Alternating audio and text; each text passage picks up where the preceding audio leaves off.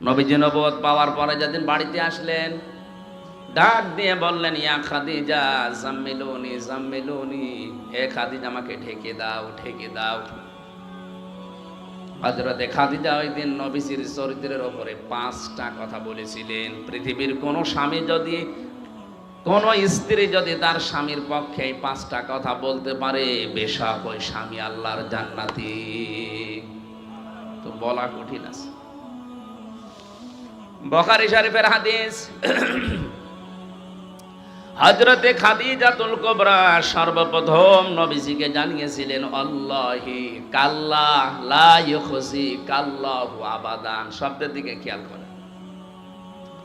হযরতে খাদিজা বললেন, আল্লাহি আল্লাহর কসম, কাল্লা কখনো না, লা ইউখজি কাল্লাহু আবাদান কখনো আল্লাহ পাক আপনাকে অপমান অপদস্থ ভয়ভীতি দেখাতে পারেন না।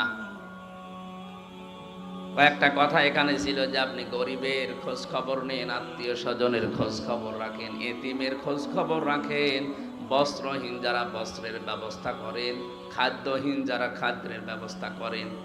যে নবীজির স্ত্রী যে কথাগুলো বলছিলেন মিলান তো। আপনি আত্মীয় স্বজনের সম্পর্কগুলো ঠিক রাখেন, আপনি এতিম মিসকিন অসহায় মানুষের পেটের খাবারের ব্যবস্থা করেন, যাদের কাপড়ের ব্যবস্থা নেই পোশাকের ব্যবস্থা করেন। এই কথাগুলো স্ত্রীর পক্ষ থেকে একজন স্বামীর জন্য আসা অত সহজ না। কারণ অধিকাংশ পরিবারে এই আত্মীয় স্বজনের সাথে সম্পর্ক নষ্ট করার পেছনে দায়ী এই স্ত্রী আর স্ত্রীর মা। এই কথা বলা লাগবে, এইটাই বাস্তবতা। আমি আমার বোনের সাথে, আমার ভাইয়ের সাথে, আমার চাচাতো ভাইয়ের সাথে, আমার চাচার সাথে, আমার ফুফুর সাথে শরীয়তের যে সম্পর্ক আছে, যে হক আছে, আদায়গুলো করতে পারি না। 100 ভাগের জন্য দায়ী আমার বউ, আমার শাশুড়ি। তাহলে আমারটা বলছে না, আপনার বা ছেড়ে দিয়েন না। এরকম হাজারো পরিবার দেশে আছে না নেই? নবীজি জানিয়েছেন, কোন স্ত্রী যদি চায় যে তার স্বামী বেশি দিন বেশি থাক, তার স্বামীর আয় উন্নতিতে, তার ইনকামে বরকত হোক, সে যেন তার স্বামীকে দিয়ে বারবার এই কাজ করায়। স্বামী অন্তত নিকট আত্মীয় যারা আছে এদের খোঁজ খবর হক আদায় করেন। কারণ নিকট আত্মীয় স্বজনের খোঁজ খবর রাখলে, তাদের হকগুলো আদায় করলে আপনার হায়াত আল্লাহ বাড়াবে। 2 নম্বরে আপনার রিজিকে আল্লাহ নিজে বরকত দেবেন। তো এই কাজটা যারা করতে চায় না, বুঝতে হবে ওই স্ত্রী চায় যে আমার স্বামী তাড়াতাড়ি মরে যাক। কি হাদিস তো এইটাই বলছে। মা বোন যারা এসেছেন মনে করছেন নামাজ পড়ি রোজা করি কালো বোরকা পরে ঘুরি, আমি জান্নাতে যাব না, যাবে কে?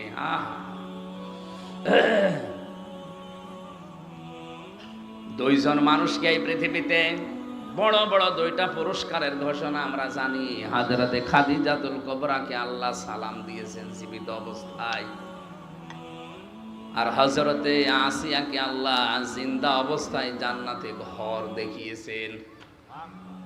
এই 2জন মহিলার পুরা জীবন আমি পড়ে পেয়েছি, 2জনেই আল্লাহর পুরস্কার পেয়েছেন। একজন সালাম আর একজন ঘর, 2টা পুরস্কার পেয়েছেন স্বামী ভক্তি করার কারণে। হযরতে খাদিজাতুল কুবরা রাদিয়াল্লাহু তাআলা আনহা তখনও পর্যন্ত ঈমানের দাওয়াত পাননি। নবীজি কেবল নবুয়ত পেয়ে বাড়িতে এসেছেন, এখনো বলেননি যে খাদিজা লা ইলাহা ইল্লাল্লাহ বলো, বলেননি। তিনি বলেছিলেন শুধু আমারে ঢেকে দাও, আমি ভয় পেয়েছি। খাদিজার প্রথম বাক্যের ভেতরে আল্লাহর নাম ছিল কয়বার? 3 বার। আল্লাহি কাল্লা লা ইউখজি কাল্লাহু আবাদান, কখনোই নয়, আল্লাহর কসম আপনাকে আল্লাহ অপমান অপদস্থ করতে পারে না। অথচ খাদিজা তখনও মুসলমান হননি। আল্লাহ একজন আছে, যদি বিশ্বাসী না করবে, এতবার আল্লাহর নাম আসছে কোন কায়দায়? আপনি মনে করছেন আমি কালেমা পড়ে বসে আছি, আমার ঈমান আছে না। 3টা শর্ত যদি না মানতে পারে, তার ঈমানের দাম নেই। আর ঈমান যে কখন ভেঙে গেছে আপনি টেরও তো পাননি। কয়টা কারণে ওযু ভেঙে যায়, নামাজ ভেঙে যায়? কয়টা কারণে? হ্যাঁ, আমল ভেঙে যায়, নষ্ট হয়ে যায় কয় কারণে? 2 কারণে। কয় কারণে? ঈমান ভেঙে যায় 10 কারণে। তার আমি গুরুত্বপূর্ণ পয়েন্টটা বলছি, কারণ এই শব্দের সাথে রিলেটেড। 4 নাম্বার কারণ হচ্ছে, পৃথিবীতে যারা বিশ্ব নবীকে নেতা মানে না, অন্য কাউকে নেতা মানে, তার ঈমান ভেঙে যায়। দলিল সূরা ইয়াসিন। ইয়া মানে হে, সিন মানে সাজ্জেদ। তাফসিরে কাবীর মুফাসসির লিখেছেন সিন শব্দের অর্থ 5টা। সিন মানে সাজ্জেদুল আলামিন, সিন মানে সাজ্জেদুল বাশার, সিন মানে সাজ্জেদুল কাউনাইন, সিন মানে সাজ্জেদুল আম্বিয়া, সিন মানে সাজ্জেদুল মুরসালিন। এর দ্বিতীয় নম্বরে কি ছিল? সাজ্জেদুল বাশার। সাজ্জেদুল বাশার মানে মানুষ। বলেন বলেন। মানুষ হিসাবে কেউ যদি দাবি করে আর রাসূলুল্লাহকে নেতা না মানে, ও মানুষ নেই এই আয়াত অনুযায়ী, অন্য কিছু। আমি কি আরো একটু নিচে নামবো? হ্যাঁ, নামবো কোথায়? এরপরও যদি না বোঝার ভান করে থাকেন, আমার কিছু করার নেই। আপনার ঈমান আছে না গেছে, আপনি বা টের পান। এটা আমি এখানে নোট করে নিয়ে এসেছি। 10 কারণে মানুষের ঈমান ভেঙে যায়, ঈমান আর থাকে না। ওই ঈমান নিয়ে আপনি জান্নাতে যেতে পারবেন না। সব হাদিস থেকে আর তাফসীর থেকে তোলা। 1 নাম্বারে যারা শিরিক করে, এর দলিল আছে সূরা জুমারের 65 নাম্বার আয়াতে।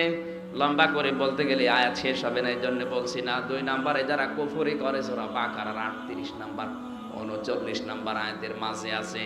3 নাম্বারে যারা নেফাক করে, মুনাফিকি করে, এখানে পয়েন্ট আকারে দিয়েছে, সব ধর্মকে যারা সমান মনে করে, এদের ঈমান নষ্ট হয়ে গেছে।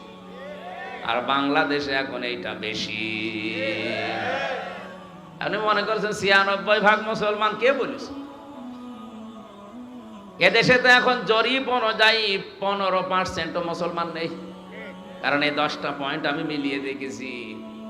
100 জনের মাত্র 15 জন বিশ্ব নবীকে আদর্শ হিসাবে মানে, আর বাকি 85 জন আছে তা না নাই। আমার ভাষা বোঝা যায়? 4 নাম্বারে, এই যে 4 নাম্বারটাই বলছিলাম, বিশ্ব নবী ছাড়া অন্য কারো আদর্শকে যারা মেনে নিয়েছে, তাদের ঈমান ভেঙে গেছে। কারণ আল্লাহর ঘোষণা দেওয়া নেতা এই পৃথিবীতে কয়জন? আরো জোরে কেন বলেন তো? আমি আগে 10টা শেষ করি নাকি? আপনারা আছেন তো নাকি? 5 নাম্বারে, আল্লাহর বিধানকে যার ভালো লাগে না, এটার দলিল হচ্ছে সূরা মুহাম্মদের 9 নাম্বার আয়াতে আছে। 6 নাম্বারে যারা দ্বীনের কোন বিধানকে কটাক্ষ করে, উপহাস করে, এটাও দিন দিন বেড়ে যাচ্ছে। গত 2-3 দিন আগে চলছে ইনশাআল্লাহ, আলহামদুলিল্লাহ, সুবহানাল্লাহ কেন বলা লাগবে, এই নিয়ে টক শো হচ্ছে। এটিএন বাংলার দায়িত্বে যারা আছেন, ইসলাম বিরোধী কোনো কথা প্রচার করবেন না, তাহলে বাংলাদেশের জনগণ এটিএন বাংলাকে প্রত্যাখ্যান করবে। আপনার এই কথা যারা বলেছে, তাকে আগে জনতার সামনে মাপ চাইতে বলেন।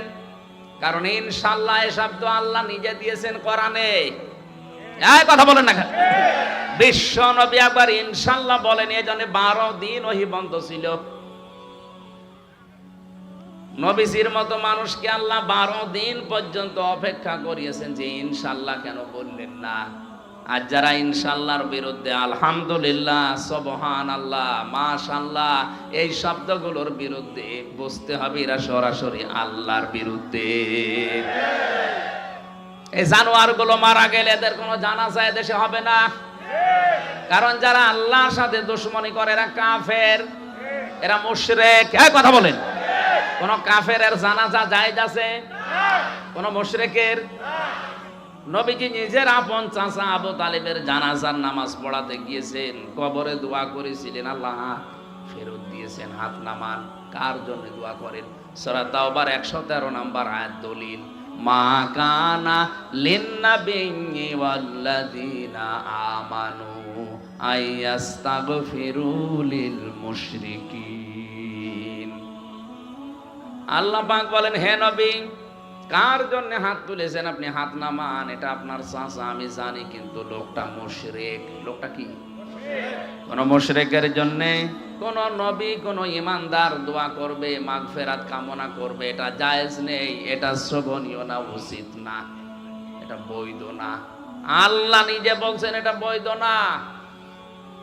ওয়ালাউ কানু উলি কুরবা, যদি ওইটা আপনার আত্মীয় হয়, নিকট আত্মীয়, মনে হয় কন্ট্রাক্টরই দিয়েছে। ধোঁকাবাজি বাদ দেন, শক্ত হওয়া লাগবে। কোন মুশরিকের কোন কাফেরের জানাজা পড়া জায়েজ নেই, হারাম। জেনে শুনে কোন হারাম কাজ করবেন। আজকে থেকে এই 10টা পয়েন্ট মনে রাখবেন, যাদের ভেতরে পাওয়া যাবে এদের ঈমান নেই, আর ঈমান না থাকলে আমরা তাদের বেঈমান বলি। আর জোরে, কোন বেঈমানের জানাজার পড়া জায়েজ আছে? কবরে দেওয়া, মাগফিরাত কামনা করা। 100টা কেন 1000টা গরু জবাই করে দিলেও শুধু পানিতে ফেলা হবে, কিছু হবে না। মনে করছেন না চট্টগ্রামে আওলাদে রসুল আছে, দোয়া করালে পার? কিসের আওলাদে রসুল? নবীজি হাত তুলে বসে আছে, হাত ফেরত দিয়েছে, আওলাদে রসুলের খবর আছে? এরা আইওয়াশ করা হচ্ছে, আমাদেরকে এটা বন্ধ করা লাগবে। সব ধোঁকাবাজি। যারা সব ধর্মকে সমান মনে করছেন, আপনার ঈমান নেই। কারণ ধর্ম পৃথিবীতে একটাই, আল্লাহর নিকটে, তার নাম ইসলাম। আর দুনিয়ায় যা আছে সব বানোয়াট, মানুষ বানিয়েছে। এখন যদি এই কথাকে নিয়ে বলে গে ধর্মের প্রতি কটাক্ষ করছে, আরে ভাই কোরআনের কথা, ইসলামের কথা আমি বলবো না? সূরা আলে ইমরানের 19 নম্বর আয়াত, ইন্নাদ-দীনা ইনদাল্লাহিল ইসলাম, আল্লাহর কাছে একটাই ধর্ম, তার নাম কি? ইসলাম। আমাইয়াবতাগি গায়রাল ইসলামি দীনান ফালা ইকবালা মিন, সূরা আলে ইমরান 85 নম্বর আয়াতের প্রথম অংশ। দুনিয়ায় যারা ইসলাম বাদ দিয়ে অন্য কোন ধর্ম, অন্য কোন নিয়ম নীতি নিয়ে আল্লাহকে খুশি করতে চাইবে, ফালা ইকবালা মিনহু, ওর জীবনের কোন ইবাদত বন্দেগী কবুল হচ্ছে না, হবে না। এ কথাটা না জেনে যদি আপনি ভুল বুঝে অন্য কোন ধর্ম মেনে মারা যান, কিয়ামতে তো আমার ধরবেন। এই জন্যই তো সঠিকটা বললাম। এখন আপনার বিবেকের উপরে, আমার জোর করার কিছু নেই, কারণ আমার হাতে তো কিছু নেই। লাস্তা আলাইহিম বিমুসাইতির, হে নবী আপনাকে দারোগা পুলিশ করে পাঠায়নি যে পিটিয়ে মানুষ হেদায়েত করা লাগবে, দরকার নেই। সঠিকটা তুলে ধরেন, যার ইচ্ছা হয় সে মানবে, যার ইচ্ছা হয় সে না মানুক, আমি তো আছি। ইন্না আ'তাদনা লিয-যালিমিনা নারা, জালেমদের জন্য আমি আল্লাহ আগুন তৈরি করে রেখেছি। জোরে বলেন নাউজুবিল্লাহ। কক্সবাজারবাসী একটু খেয়াল করেন তো, আমার তো মনে হচ্ছে পয়েন্টগুলো পড়ার পরে বাস্তবতার সাথে মিলিয়ে কত মানুষের যে ঈমান চলে গেছে, ও নিজেও টের পায়নি এখনো। মনে করছেন না আমি ছোটবেলায় আগা কেটে রেখেছি, এটা তো ছাগলও কেটা আছে। ছাগল মুসলমান? ওইটা কেটে দিলে যদি আপনি মুসলমান ভাবেন, তাহলে ছাগলকেও আজকাল মুসলমান ভাবা লাগবে। এই কথা বলছেন কেন? 6-7 নম্বরে যারা জাদু করে, 8 নম্বরে যারা মুসলমানদের বিরুদ্ধে ষড়যন্ত্র করে, এটা তো দেশে নেই। 9 নম্বরে কাউকে যারা ইসলামের ঊর্ধ্বে মনে করে। আজ ধর্মীয় বিষয় হোক, জেনারেল বিষয় দেখেন, অনেকে একেবারে ইসলামের উপরে তুলে ফেলিস। আরে ভাই, আপনার তো আর ঈমানই নেই। ইসলামের ঊর্ধ্বে পৃথিবীতে কেউ আছে? বলেন। ইসলামের খাদেম এই পৃথিবীর সবাই। বিশ্ব নবীকেও এই দুনিয়াতে ইসলামের খাদেম করে আল্লাহ পাঠিয়েছেন। আমরা ইসলামের কি? আমরা কি ইসলামের মালিক? এই জন্য ইসলামের ঊর্ধ্বে কাউকে মনে করা যাবে না, সে বাপ হোক আর নেতা হোক। আজ যারা ইসলামের উপরে অন্য কাউকে রাখতে চায়, বুঝতে হবে তার ঈমান আছে না গেছে। বলেন তো, উপরে থাকার কথা কার নাম? কালিমাতুল্লাহি হিয়াল উলিয়া, সূরা তাওবার ভেতরে আছে, আমার নামকে উপরে রাখো। আজ যারা পৃথিবীতে আল্লাহর নাম উপরে না রেখে অন্য কাউকে উপরে রাখে, বুঝতে হবে তাদের ঈমান আছে গেছে। এই কথাটা তো আমি বানালাম। সূরা তাওবা 10 নাম্বার পারা 12 নাম্বার পৃষ্ঠা 13 নাম্বার লাইনে আছে 39 নাম্বার আয়াতের মাঝে ওয়া কালিমাতুল্লাহি হিয়াল উলিয়া। এত দলিল দিয়েও যদি কারো মন খারাপ হয়, আমার মনে হয় ওটা আবু জাহেলের ভাইরা ভাই। আপনি নিজেও কোরআন পড়বেন না, হামজা বললে আপনি বুঝবেনও না, আপনি মানবেনও না, আপনি কি হয়েছেন কি? হ্যাঁ, আমি আয়াত পারা পৃষ্ঠা লাইন রুকু সূরার নাম তাফসিরের নাম সব বলে দিচ্ছি। এরপরে 10 নাম্বারটা হচ্ছে ইসলামের বিধানকে কেউ যদি ঘৃণা করে তার ঈমান চলে যায়, নষ্ট হয়ে যায়, ভেঙে যায়। আমি 4 নাম্বার পয়েন্টটা নিয়ে পর্যন্ত এসেছিলাম, কারণ আমার 4 নাম্বারটাই ছিল সাজ্জেদিনা। আমরা সবাই মিলে বললাম যে মুহাম্মদ কিন্তু আমাদের নেতা, আমাদের কি নেতা। আপনার দরুদের প্রথম শব্দ হইতো এইটা।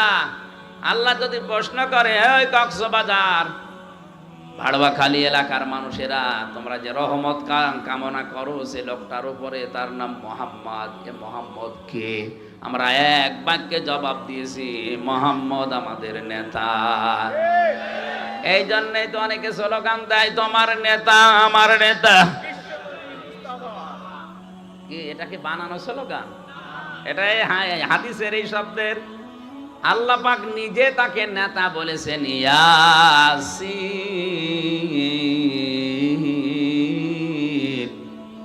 ওয়াল কুরআনিল হাকীম। বিজ্ঞানময় কোরআনের কসম, হে নেতা, শুধু বাংলাদেশের না, মানে সাজ্জাদুল আলামিন, যত জগৎ আছে আল্লাহর, সব জগতের জন্য আপনাকে আমি নেতা বানিয়েছি, আদর্শ বানিয়েছি। এখন যদি বলেন অন্যান্য জগতে কি আল্লাহর, হ্যাঁ, এতানাজ্জালুল আমরু বাইনাহুন্না, অন্যান্য জগতেও আল্লাহর সৃষ্টি আছে, সেখানেও বিধিবিধান নাজিল হচ্ছে। সেখানকার জন্য আমাদের এই নবী মুহাম্মদুর রাসূলুল্লাহ একমাত্র নেতা। আপনি যদি বলেন আমি এদেশে থাকবো না, আমি মঙ্গল গ্রহে যাব, আরে ভাই ওইটা তো আরেকটা জগৎ। ওখানেও যদি আল্লাহর সৃষ্টি থাকে, ওখানে যদি আল্লাহর বিধিবিধান নাজিল হয়, ওখানকাও বাস করলেও আপনাকে মুহাম্মদকে নেতা মানা লাগবে। সহজ কথাটা যারা না বুঝে, শুধু রাজনীতি মনে করে মন খারাপ করছেন, আপনার কপাল পড়ছে। আমি আপনাকে বাঁচানোর জন্য বললাম, কারণ আপনার দরুদ কবুল হচ্ছে না। এজন্য সাইয়েদিনা ঠিক করেন। সূরা বানী ইসরাঈল 15 নম্বর পারা 8 নাম্বার পৃষ্ঠা 3 নাম্বার লাইনের 71 নাম্বার আয়াতের প্রথম অংশে আছে। এটা তাফসিরে ফি জিলালিল কোরআনে পাবেন। আল্লাহ পাক বলেন, ইয়াউমা নাদউ কুল্লা উনাসিম বিইমামিহিম। কিয়ামতের দিন প্রতিটি মানুষকে আমি আল্লাহ ডাকবো তার নেতার সাথে। কার সাথে? চট্টগ্রামবাসী একটু বিবেক খাটান। কিয়ামতে আপনাকে আল্লাহ কিন্তু দ্বিতীয় পয়েন্টে, প্রথম পয়েন্টে না, প্রথম ভাগে কাউকে নেতার সাথে না, একা একা ডাক দেবে। কুল্লুহুম আতিহি ইয়াউমাল কিয়ামাতি ফারদা। কিয়ামতের সর্বপ্রথম যে বিচারের সিস্টেম হবে, প্রথমে আল্লাহ মানুষকে ডাকবে স্রেফ একা একা। কয়জন করি বলেন। আজ যারা বাংলাদেশে কোন পীর যেন ছড়িয়েছে, কিয়ামতে আমার দাদা যান, আমার বাবা যান, জাহাজ নিয়ে আসবে, লক্ষ লক্ষ মুরিদ স্লোগান দিতে দিতে আসবে। এটা পুরা মিথ্যা কথা। কিসের স্লোগান? একা একা আসা লাগবে। আর ওই কথা বিশ্বাস করে অনেকেই পাগল, যার অসুবিধা নেই, খালি পেছনে স্লোগান দেব।